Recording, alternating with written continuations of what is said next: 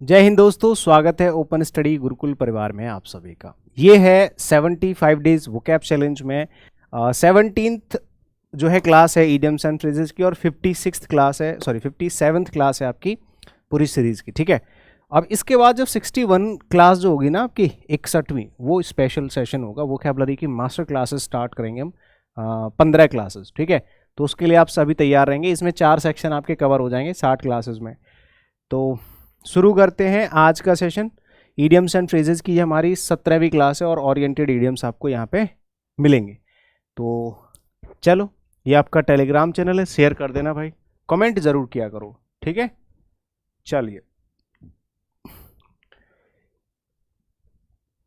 ये है आपका पहला ईडियम। देखो, ये सब मोस्ट फ्रिक्वेंट ईडियम्स हैं आज की क्लास में, सारे मिक्स ईडियम्स आपको मैंने प्रीवियस ईयर क्वेश्चंस उठाए। जैसे विद ओपन आर्म्स मैं पहले भी आपको डिस्कस करा चुका हूँ कई बारी, और इस सीरीज में भी कराया कि जब भी आप कोई भी काम करते हैं और कोई व्यक्ति आपके पास आता है विद ओपन आर्म्स, आप उसका स्वागत करते हैं। यानी कि आप पूरे दिल से, ओपन आर्म्स मतलब कभी भी आप आओ, आपके लिए हमारी बाहें खुली हुई हैं। इसका मतलब है पूरे दिल से जब हम किसी का स्वागत करते हैं, ओपन आर्म्स का मतलब होता है ना, हाँ, कॉर्डियली मतलब विनम्रतापूर्वक, ठीक है, दोस्ताना तरीके से, विद ओपन आर्म्स, आपके लिए कभी भी हमारे दरवाजे खुले हैं, उस तरह से। All at sea important idiom है भैया मेरे भाई, यहां पे इसको टिक कर लो सब लोग,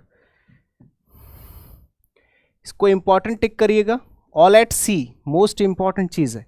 ऑल एट सी का मतलब होता है कंफ्यूज्ड, आश्चर्यचकित हो जाना, कंफ्यूज्ड, बहुत चक्का रह जाना कि अब क्या करूं। जैसे कि मान लो आप बीच पानी में चले गए और बोट आपकी पलट गई, अब चारों तरफ ही समंदर समंदर है, पानी पानी, ऑल एट सी। अब आपकी समझ में नहीं आएगा करें तो करें क्या। पूर्णतः से भ्रमित होना यानी कि कंफ्यूज्ड, इसका मीनिंग होता है कंप्लीटली कंफ्यूज्ड, पूरी तरह से आश्चर्यचकित हो जाना, ऑल एट सी। एक और ईडियम होता है टू सेट द बेट। बेट तो आप जानते हैं, बेट का मतलब होता है लालच।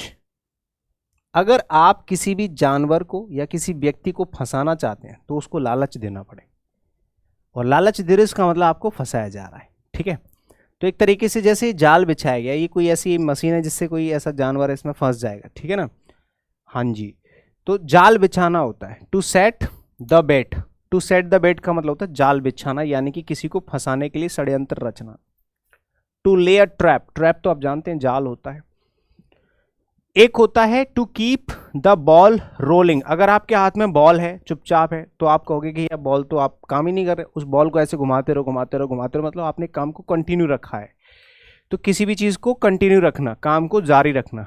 ठीक है, अब ये फोटो क्यों लगा रखा है हमने, ये आपस में बातें एक दूसरे से क्या कर रखे हैं, जारी रखें, मतलब एक दूसरे से बतिया रहे हैं continuously.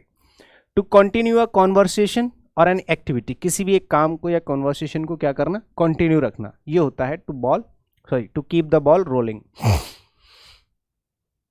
Between the devil and the deep sea. Devil मतलब राक्षस, डीप सी मतलब समंदर, समंदर और राक्षस, एक तरफ समंदर है एक तरफ राक्षस है, आप बीच में फंस गए। दो सबसे बड़ी परेशानियां जिनके बीच में आप फंसे हुए हो, दुविधा में होना या दो कठिन परिस्थितियों के बीच में होना। ठीक है, अपनी पत्नी और माताजी के बीच में फंस जाना, इन अ डिलेमा, ये होता है दुविधा में फंस जाना। ठीक है ना, इन, हाँ, between the devil and the deep सी। एक होता है बर्ड्स आई व्यू, जैसे कि मान लो यहाँ पे लोग काम कर रहे हैं और इनके ऊपर एक सीसीटीवी कैमरा लगा हुआ है, that is called birds eye view. एक ऐसा व्यू जो बहुत ऊपर से सब पे नजर रखे हुए है, उसको बर्ड्स आई व्यू कहते हैं। क्या कहते हैं, सरसरी निगाहों से देखना, यानी कि एक तरीके से एक जनरल व्यू है जो सब पे एक साथ रखा जाता है। ये स्पेशली बॉसेस के लिए इस्तेमाल किया जाता है। जैसे बॉस है, अगर आप पे नजर रखे हुए हैं, है ना, ऐसे करके, या सीसीटीवी आप पे नजर रखे हुए हैं उस तरह से, तो होता है बर्ड्स आई व्यू। क्लियर। एक होता है birds of the same feather. अब दो पक्षी हैं और उनकी एक जैसी पंख है, एक जैसी पंख है मतलब वो एक जैसे हैं, जैसे कबूतर कबूतर है, तो जो कबूतर पहले वाले में जो क्वालिटी होंगी वो दूसरे वाले में भी होंगी। मोर है तो मोर चाहे कितने भी हों सबकी सेम क्वालिटी होती है, तो फीदर मतलब पंख होता है। तो ऐसे पक्षी जिनके एक जैसे पंख हैं, यानी कि ये दोनों एक जैसे ही हैं, इनके काम भी एक जैसे हैं, इनका खाना पीना सब कुछ एक जैसा है, तो सेम इंटरेस्ट वाले लोग होते हैं ना। People of the same sort, sort मतलब होता है टाइप, प्रकार। दो लोग एक ही प्रकार के हैं, एक जैसे इंटरेस्ट रखते हैं उनके, एक जैसा सब कुछ एक जैसा है, वो एक जैसे ही काम करते हैं, तो एक ही प्रवृत्ति के जो व्यक्ति होते हैं उनको हम कहते हैं birds of the same feather. एक होता है ब्रेक द आइस, ये होता है चुप्पी तोड़ना। चुप्पी तोड़ने का क्या मतलब होता है यानी कि आप ये कह सकते हैं कि जब हम कुछ भी बात बोलते हैं बहुत टाइम बाद, कॉन्वर्सेशन स्टार्ट करना, दो लोग हैं आपस में बातचीत बंद करके बैठे हैं लेकिन थोड़ी देर बाद वो स्टार्ट करते हैं, हिचकिचाहट के बिना या हिचकिचाहट त्याग कर बातचीत शुरू करना। किसी दो लोगों के बीच में जब बातचीत स्टार्ट होती है ना, मेक अ बिगनिंग और स्टार्ट ऐसे करके, ठीक है, किसी भी चीज़ की शुरुआत करना या स्पेशली बात करने की शुरुआत करना, ब्रेक द आइस होता है। टू बर्न मिडनाइट ऑयल, अगर आप कोई काम कर रहे हैं देर रात तक, मिडनाइट ऑयल का मतलब है देर रात तक आप जाग के काम कर रहे हैं, इसका मतलब है तुम बहुत मेहनत कर रहे हो, ओवर टाइम कर रहे हो। तो किसी भी काम को लेके देर रात तक मेहनत करने का मतलब होता है कि भैया आप कड़ी मेहनत कर रहे हो, देर रात तक जाग रहे हो काम करने के लिए, यानी कि आप मेहनत कर रहे हो। To work hard till late night, ये स्पेशली देर रात तक काम करना, मेहनत करना होता है, ठीक है। बी इन वंस माइंड, अगर किसी के दिमाग में एक बी मतलब मधुमक्खी भिनभिना रही है, इसका मतलब आपके दिमाग में कुछ चल रहा है। किसी के दिमाग में मधुमक्खी भिनभिनाई जा रही है, bee in one's bonnet, bonnet मतलब ये होता है खोपड़ी जहां दिमाग चलता रहता है आपका। तो अगर किसी के दिमाग में कुछ भिनभिना रहा है, कुछ चल रहा है, इसका मतलब होता है बी इन वंस बॉनेट, दिमाग में कुछ चलते रहना। किसी चीज को महत्वपूर्ण मानकर लगातार उसी के बारे में सोचने की जो स्थिति होती है, जो सोच रहे हैं क्या चल रहा है तुम्हारे दिमाग में, इसी को कहते हैं what is going in your mind, bee in my mind और बी इन माई बॉनेट, ऐसे करके बोल दे, something like bee in my bonnet, ऐसे कुछ चल रहा है, ठीक है। हाँ, तो something one is always thinking and talking about. एक होता है ब्लो हॉट एंड कोल्ड, कभी हॉट कभी कोल्ड, कभी हॉट कभी कोल्ड, कभी इधर कभी उधर, समझ रहे ना। हाँ, तो कभी तो समर्थन करने लग जाएगा, कभी आपके खिलाफ हो जाएगा, कभी आपसे कहेगा हाँ सब बहुत बढ़िया ओके डन, कभी कहेगा नहीं नहीं नहीं तुम गलत हो। तो ये होता है hot and cold, sorry, blow hot and cold. Blow hot and cold का मतलब होता है कभी आपका समर्थन करेगा तो कभी आपका विरोध करेगा, ठीक है। एक होता है निप इन द वर्ड, ये इंपॉर्टेंट है, रिपीटेड है, मोस्ट रिपीटेड है, मतलब मोस्ट रिपीटेड में से ही है, ठीक है, इंपॉर्टेंट है। Nip in the word, nip in the word का क्या मतलब होता है, देखो जैसे कोई चीज़ शुरुआत होती है, पनपती है, जैसे कि अंग्रेजों के द्वारा जो आंदोलन होते थे हमारे द्वारा, तो अंग्रेज क्या करते थे, उनको शुरुआत में ही खत्म कर देते लोगों को डरा डरा के। तो किसी चीज़ को शुरुआत में ही नष्ट कर देना होता है निप इन द बड, यानी कि कोई चीज़ शुरुआत हो रही है किसी चीज़ की, पनप रही है, आप उसको खत्म कर दो, इसको कहते हैं to destroy a thing in the very beginning, ठीक है भाई, इसको कहा जाता है। एक होता है beer up with, beer up with का मतलब होता है किसी भी चीज़ को भोगना, ये भी है ये भी है ये भी, सारी चीज़ों का बोझ उठाना, ठीक है, हाँ जी, ये होता है किसी भी चीज़ को भोगना या किसी चीज़ का वजन उठाना, ठीक है, बर्दाश्त करना। एंड्योर मतलब सहन करना। एक होता है ब्लो वंस ओन ट्रम्पेट, अपने मुंह से अपनी ही तारीफ करते रहना, ये तो आपने बहुत बार सुना होगा, रिपीटेड है, मोस्ट रिपीटेड है। तो इसको कहते हैं अपनी ही बात कहे जाना, यानी कि अपने मुंह मियाँ मिट्ठू बनना, अपनी तारीफ खुद करे जाना। To speak proudly of oneself, अपने ही बारे में आप प्राउडली बात कर रहे हैं कि मैं ऐसा हूँ, मैं वैसा हूँ, मेरे अंदर ये क्वालिटीज़ हैं, मैं इतना अच्छा हूँ, हाँ मैं बेस्ट हूँ, ऐसे करके इसको कहते हैं, ठीक है भैया। एक होता है टू बर्न वंस फिंगर्स, आप कोई काम कर रहे हैं, खाना बना रहे हैं, आपने अपनी उंगलियां जला ली, इसका मतलब आपने खुद का नुकसान कर लिया। टू बर्न वंस फिंगर्स का मतलब होता है अपना नुकसान करना, अचानक परेशानी में पड़ जाना या अपना नुकसान कर लेना। To get into unexpected trouble, समझ रहे, या फिर नुकसान करना लिख लेना, अपना खुद का नुकसान करना, अचानक से परेशानी में पड़ जाना।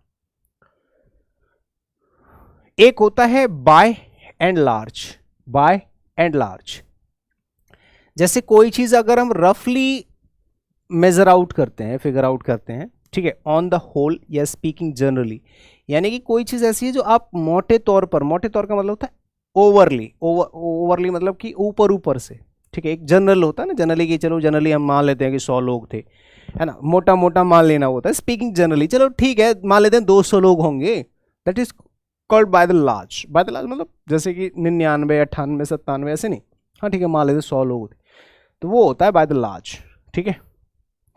एक होता है from the blue. From the blue तो आप तो सुना ही होगा। एक तो होता है बोल्ट फ्रॉम द ब्लू, आपने सुना होगा, ठीक है। बोल्ट फ्रॉम द ब्लू, अचानक या ना उम्मीद, बोल्ट फ्रॉम द ब्लू होता है। तो यहाँ पे आप ध्यान से सुनना, दो चीजें होती है, एक तो होता है बोल्ट फ्रॉम द ब्लू, दो चीजें होती है, मैं दोनों सिखा देता हूं। बोल्ट फ्रॉम द ब्लू होता है,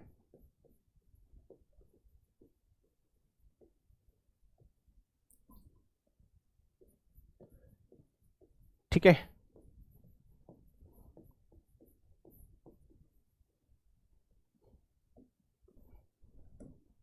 अचानक से आई परेशानी,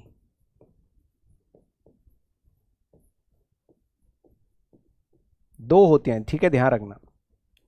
अगर आपके जीवन में कोई अचानक से परेशानी आ जाती है तो उसको हम बोलते हैं बोल्ट फ्रॉम द ब्लू, और एक होता है फ्रॉम द ब्लू। तो फ्रॉम द ब्लू, सिर्फ फ्रॉम द ब्लू का मतलब होगा अचानक, ना उम्मीद, मतलब जिसकी हमने उम्मीद नहीं करी थी, जिसकी हमने एक्सपेक्टेशन ही नहीं करी है, यानी कि सडनली। अगर कोई चीज सडनली होती है या अनएक्सपेक्टेड होती है, जिसकी आपने उम्मीद नहीं करी है, तो उसको हम कहते हैं फ्रॉम द ब्लू, बस।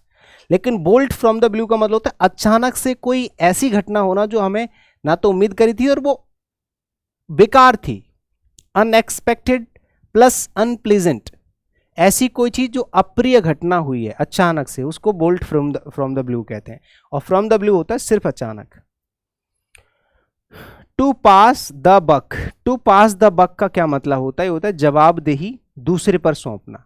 मान लीजिए कुछ हो गया, कोई गलती हो गई या कुछ भी हो गया, तो उस चीज की जिम्मेदारी किसी और को सौंप देना कि ये तुमने किया, ये तुम्हारी वजह से हुआ है कि नहीं है? ये होता है to shift the responsibility of blame to another person, अपनी प्रॉब्लम को किसी और के, ब्लेम को किसी और के सर मढ़ना, ये होता है टू पास द बक। ये पास द बक होता है, गेम भी होता है, आपने देखा होगा, ठीक है। एक मूवी है, कौन सी मूवी थी वो पुरानी, ठीक है, उसमें वो ऐसे बॉल का खेल खेलते ना, वही वो, तो बॉल किसी को दूसरे को देते हैं ना, पास द बक, वो गेम का नाम भी होता है, बक पास करते हैं, जिस पर रुक गया म्यूजिक उसी की death. To be on one's mind, अगर तुम हमेशा मेरे दिमाग में हो, उसका मतलब है कि मैं तुमको हमेशा याद करता हूँ। किसी बात को लेकर चिंतित होना, यानी कि किसी भी चीज़ को बार बार अपने माइंड में लेके आना। टू वरी अबाउट समथिंग, किसी भी चीज़ के बारे में बार बार सोचना, उसी चीज़ को लेके कंसिडर करते रहना, चिंतित होते रहना, ये होता है to be on one's mind, ठीक है। इसका मतलब होता है किसी भी चीज़ के बारे में चिंतित होना। एक होता है bear the burnt, bear the burnt of something, किसी भी घटना के मुख्य प्रभाव को झेलना, बियर द बर्ंट, समझ गए? जैसे मान लो कि आपने कोई बिजनेस स्टार्ट किया और उसमें हो गया लॉस। अब लॉस जो मालिक है उसको बड़ा वाला लॉस हुआ, जो मेन लॉस है बड़ा लाखों वाला, वो आपको हो गया। इसका मतलब आपने मेन मुद्दे को झेला। जैसे कि मान लो घर में या कोई आग लग जाती है, कोई पुलिस आ जाती है, तो जो मेन आदमी है उसको पकड़ ले जाते हैं। तो जो मेन प्रभाव होता है उसको झेलना वो होता है bear the burnt. Suffer the most, सबसे ज्यादा सफर करना किसी भी चीज को, ठीक है ना।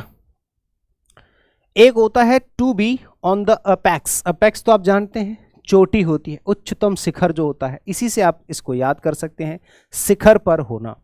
अगर आप सबसे टॉप पर हैं, उच्च लेवल पे हैं, तो आप कह सकते हैं to be on the apex, मतलब सबसे उच्च लेवल पे होना, ठीक है। हाँ जी। बाय द स्ट्रॉन्ग हैंड का क्या मतलब होगा भाई? बाय द स्ट्रॉन्ग हैंड का मतलब होता है सख्ती से। स्ट्रॉन्ग हैंड मतलब आप समझ ही रहे हैं कि आपका हाथ जो है वो स्ट्रांग होना चाहिए, यानी कि किसी भी चीज़ में ढील नहीं देनी है, सख्ती से। ये 300 स्पार्टन्स मूवी का ये सीन है। ये बहुत दिलेर आदमी थे, ठीक है, बहुत बड़े, मतलब वो थे, योद्धा थे 300। ये 300 योद्धा पूरी की पूरी फौज पे, लाखों की फौज पे अकेले ही भारी थे, मतलब इन्होंने दीवार बना दी थी लाशों की। ये पूरी एक हिस्ट्री की कहानी है, ये इजिप्ट की कहानी है, ठीक है।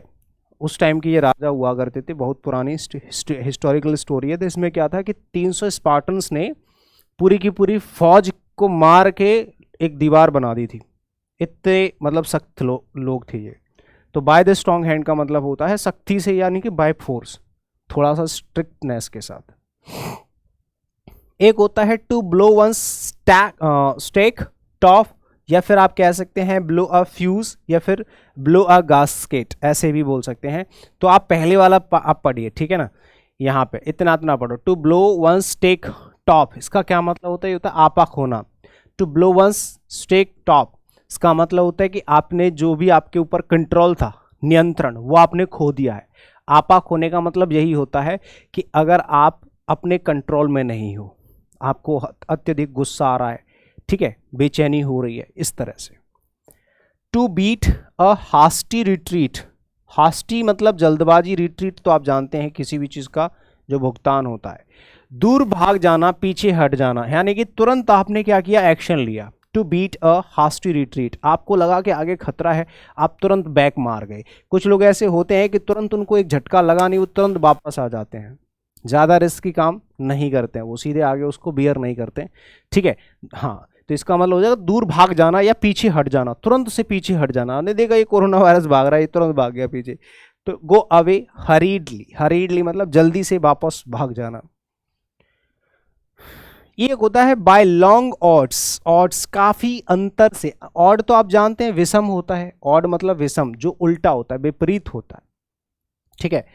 और बाय लॉन्ग, लॉन्ग मतलब लंबा, मतलब बड़ा। तो काफी विषम चीजें हैं, बोलते हैं कि थोड़ी बहुत विषम होती हैं चलता है, लेकिन हम लोगों में बहुत ज्यादा विषमताएं हैं, यानी कि बहुत अच्छा अंतर है, काफी अंतर होता है। बाय अ ग्रेट डिफरेंस, हम लोगों के बीच में बहुत बड़ा डिफरेंस है। एक होता है बाइट या किस द डस्ट, किस द डस्ट भी कह सकते हैं, बाइट द डस्ट भी। स्पेशली ये बाइट द डस्ट होता है, बहुत बार यूज हुआ है रिपीटेडली।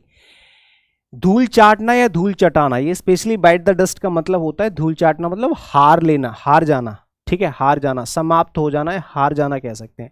फेल लिखा हो ना, हारना, ये होता है हारना। अगर आप किसी भी काम में जैसे धूल चाट गए, ऐसे बोलते हैं ना कि धूल चाट गए ये बंदा, या धूल चटा दूंगा, तो ये होता है अनसक्सेसफुल। अगर आप किसी भी काम में अनसक्सेसफुल हुए हैं, इसका मतलब है बाइट द डस्ट, समझ गए ना, आपको कुछ भी हासिल नहीं हुआ, ठीक है। एक होता है bricks and mortar, bricks and mortar का मतलब होता है घर, ठीक है, बिल्डिंग, एक बहुत बड़ी बिल्डिंग, भवन, इसको कहते हैं bricks and mortar. Bricks and mortar, bricks तो आप जानते हैं ईंटें, है ना, मोटर मतलब आप जो मसाला होता है, मतलब पूरा सामग्री जिसको कहते हैं। एक होता है ब्लो हॉट एंड कोल्ड, ये तो रिपीटेड है, अभी अभी पढ़ के आए हैं, ठीक है। पक्ष और विपक्ष, कभी समर्थन तो कभी विरोध, कभी समर्थन तो कभी विरोध, सपोर्ट एंड अपोज, अभी अभी पढ़ के आए। एक होता है अ बुल इन अ चिक, या फिर चाइना सोप, चिक सोप या चाइना सोप। जैसे कि मान लो चिकन शॉप है, चिकन शॉप का मतलब है मुर्गियों का घर है, उसमें अगर बैल छोड़ दो, ये होता है, ये रिपीटेडली यूज हुआ है, इसको हटा दो, a bull in the China shop, a bull in a China shop. इसका मतलब होता है कि ऐसी जगह पर कोई व्यक्ति होना जिसको वहां पर नहीं होना चाहिए, अनुचित प्लेस पर, क्षति पहुंचाने वाली कोई चीज। चाइना शॉप का मतलब होता है जैसे चाइनीज आइटम की कोई दुकान है, वहां एक खूंखार सांड भेज दो, तो वो क्या करेगा, सारे के सारे आइटम्स को तहस नहस कर देगा, ठीक है ना। तो ऐसा पर्सन हु इज क्लमजी मतलब बेढंगा है, जो उसके लायक नहीं है, इनएप्रोप्रिएट है, और इनसेंसिटिव टू अदर, और उसके अंदर संवेदनशीलता नहीं है, वो बहुत कठोर आदमी है, टू अदर पीपल्स फीलिंग्स, किसी दूसरे लोगों की फीलिंग्स को लेके वो ज़्यादा सेंसिटिव नहीं है, कठोर आदमी है, वो वहाँ उचित है ही नहीं है, प्रॉपर नहीं है, इम्प्रॉपर है। To be off your food, off मतलब दूर रहना, फूड मतलब खाना, भूख नहीं होना, अगर आप खाने से दूर भाग रहे हैं इसका मतलब है you are not angry. Appetite मतलब, एपेटाइट का तो जानते हो ना, खाने वाने से दूर रहना, मतलब संतुष्ट कह सकते हो एक तरीके से। टू बी मतलब रहना, ऑफ मतलब दूर, योर फूड मतलब खाने, खाने से दूर रहना मतलब तुम्हें भूख नहीं है, एपेटाइट मतलब भूख नहीं है, जेके हुए, सेटिस्फाइड, ठीक है। एक और होता है बी ऑल ईयर्स, मतलब अगर आप कुछ भी बोल रहे हैं, जैसे कोई स्पीकर है, कोई स्पीच दे रहा है और सब लोग ध्यान से सुन रहे हैं, सुनने को उत्सुक, एक्साइटेड है। बी ऑल ईयर्स मतलब सभी के कान उसी व्यक्ति की स्पीच में, ठीक है, तो उसको कहते हैं बी ऑल ईयर्स। किसी भी चीज को सुनने के लिए एक्साइटेड होना, eager to listen, excited to listen, very excited to listen, carefully, specially, समझ रहे हो, किसी भी चीज को ध्यान से सुनने के लिए एक्साइटेड होना या उत्सुक होना, बी ऑल ईयर। एक होता है be at a loss for words. Loss मतलब आपके पास है ही नहीं है, शब्द मतलब आप जानते हैं। मान लो बोलने के लिए शब्द नहीं होना कि अब इसमें क्या कहूँ, अगर आपके पास कुछ भी बोलने के लिए वर्ड्स नहीं आ रहे माइंड में, अब क्या करूँ, सोच रहे हैं इससे क्या बोलूँ वैलेंटाइन डे को, ठीक है, हाँ पहुँच तो गए आप। तो be at a loss for words यानी कि नॉट नो व्हाट टू से, क्या कहूँ अब इससे आगे क्या बोलूँ, that is called be at a loss for words. Butter fingers, butter fingers जानते हो, जिसकी उंगलियां फिसलती रहती हैं, है ना, हाँ जी, यानी कि अपने काम में बेढंगा, आप उससे कुछ भी काम करवाओ वो काम खराब ही कर देना है, ठीक है, आप उससे कुछ भी काम करवाओ, पानी मंगा लो पानी फैला देगा लाते लाते, जैसे ये भाई साहब लेके आ रहे हैं। तो अपने काम में बेढंगा होना मतलब उसको काम ही ढंग से नहीं आता है, तो अपने काम में बेढंगा यानी कि to be very clumsy, clumsy बहुत कॉमन वर्ड है। बाय द सेम टोकन मतलब सब लोगों को एक जैसा टोकन मिला है, मतलब सब लोग एक ही जगह जाएंगे, भले ही ड्रेस अलग पहन रखी हो, भले ही ड्रेस सबने अलग पहन रखी हो, लेकिन जाना सबको वही है क्योंकि सबको सेम टोकन मिला है। तो बाय द सेम टोकन मतलब सेम प्रकार, उसी प्रकार या उसी तरीके से, एक ही तरीके से या एक ही प्रकार से। Cats and dogs, cats and dogs होता है मूसलाधार बारिश, बहुत तेज जो बारिश होते हैं ना इसको कहते हैं मूसलाधार बारिश, ठीक है, बहुत तेजी से जो बारिश होती है ना, वेरी हैवीली। अच्छा यहाँ पे रेनिंग अलग से लगाना पड़ेगा, ठीक है, ये तो होता है मूसलाधार मतलब हैवीली, तेज, तेज इसका मीनिंग होता है, लेकिन अगर आप इसमें रेन वर्ड यूज करते हो, ठीक है, रेनिंग ऐसे करके, ठीक है, रेनिंग कैट्स एंड डॉग्स का मतलब हो जाएगा कि भैया मूसलाधार बारिश हो रही है। जैसे अभी ब्लू क्या था, बोल्ट फ्रॉम द ब्लू और फ्रॉम द ब्लू दोनों अलग अलग हैं, ठीक है, क्वालिफायर और पूरा फ्रेज। तो फ्रॉम द ब्लू मतलब अचानक और बोल्ट फ्रॉम द ब्लू मतलब अचानक परेशानी। एक होता है कट नो आइस, अभी तो हमने बोला था, है ना, कट कट द आइस का मतलब होता है चुप्पी तोड़ना, और कट नो आइस का मतलब है कि आपने कुछ नहीं किया है, चुपचाप खड़े रहे, मतलब आपने जो भी काम किया उसका कोई प्रभाव आप पे आपने नहीं दिखाया। जैसे मान लिए कुछ बच्चे तैयारी कर रहे हैं, तैयारी करने के बाद उनको एक सवाल सॉल्व नहीं हुआ, इसका मतलब है कि उन्होंने अपने प्रयास का तनिक भी प्रभाव नहीं छोड़ा, इसको कहते हैं कट नो आइस, प्रभावहीन, टू हैव नो इफेक्ट, किसी भी चीज पर कोई अपना प्रभाव नहीं छोड़ा। एक होता है क्रिएचर कंफर्ट्स, यानी कि अगर आप किसी भी कंफर्ट जोन में और बहुत एक्सट्रीमली कंफर्ट जोन में, यानी कि विलासिता, जो आपके ऐसो आराम होते हैं ना, उनको हम कहते हैं क्रिएचर कंफर्ट्स। क्या कहते हैं भैया, क्रिएचर कंफर्ट्स, बस। अच्छा अभी तो और भी है चिक बाय जोल, ये तो हम पढ़ चुके हैं पिछली क्लास में। अगर कोई चीज़ बहुत ज़्यादा नज़दीक है, चिक मतलब गाल, जोल मतलब जबड़ा, जबड़ा और ये गाल कितने पास पास है, बहुत पास पास है, घनिष्ठ या नज़दीक, हैंड इन हैंड, नज़दीक होता है इसका मीनिंग। एक होता है करी फेवर, एक ऐसा फेवर जो चाल या कुछ भी फ्रॉड करके लिया गया है, कि आपने किसी को मजबूर कर दिया, उसके पिताजी को बंदूक रख दी उनके यहाँ, ब्लैकमेल कर दिया, उसको बोल दिया कि जाके वहाँ पे सबके सामने बोल कि हाँ मैं तेरे साथ हूँ, और वहाँ पे मुस्कुराते हुए तुम किसी के साथ हो। इसका मतलब होता है कि छल से मदद पाना, छल मतलब धोखे से, ठीक है, to seek a win favour, एक विन फेवर लेना, फेवर लेना अपने पक्ष में, है ना, बाय गिफ्ट्स और फ्लैटरी, कुछ भी आपने ऐसा किया है जिससे वो मजबूर हो गया है आपका फेवर करने में। बस ये हो गया आपके सारे के सारे इडियम्स खत्म आज की क्लास में, ठीक है। तो ऑलमोस्ट आधे घंटे के आसपास की क्लास होती है जिसमें आपको 40 to 45 idioms and phrases her class में मिल रहे हैं। तो उम्मीद करते हैं कि क्लास भी आपको अच्छी लगी होगी और सब कुछ समझ में आया होगा, ठीक है। ओरिएंटेड कंटेंट है, इधर उधर की बातें हम करते नहीं है, सीधी सीधी काम की चीज़, ठीक है, एक भी चीज़ ऐसी नहीं है जो आपके मतलब की ना हो, ठीक है भाई। Thank you so much, bye bye, see you in the next session.